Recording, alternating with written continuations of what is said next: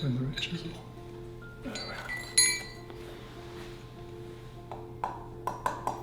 My name is Scott Halverson.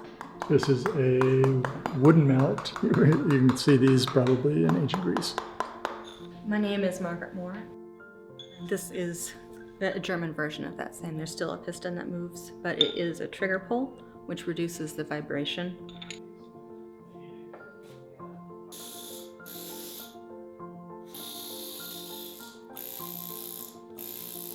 We started Northern Stone Carving a couple years ago, 2019. We are an architectural stone carving firm. We do a lot of stone restoration. We do some new carving too. The project that we are doing for ASI is a replacement of deteriorated hand-carved detail.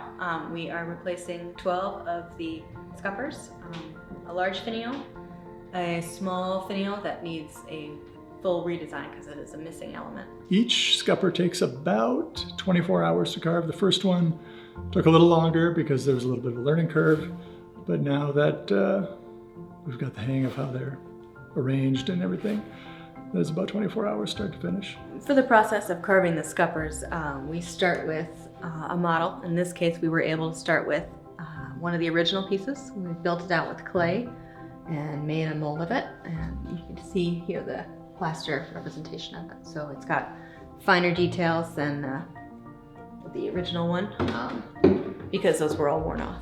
We start with a blank piece of stone. This is the blank, so it's just a dimensional piece. From there we use a grinder to make some major cuts and get the bulk of that material down.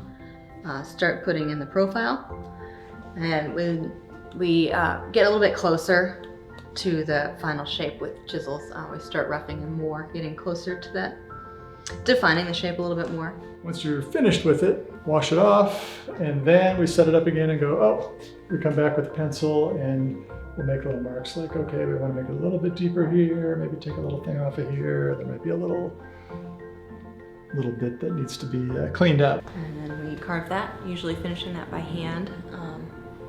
We start with the pneumatic guns for the rough out and then end with the Allen chisel. Some of the stonework, if they're not looking for it, the scuppers themselves are really fun to see because each one of them is a little bit different. They're all unique. And then there's some other stonework on the building that it's not hidden, but it's just, you don't notice it unless you look for it. And it's worth looking for because it's absolutely stunning and just the quality is fantastic. Other buildings have nice stonework, but usually not quite this much. You won't find the same amount. And it still looks really good after all these years.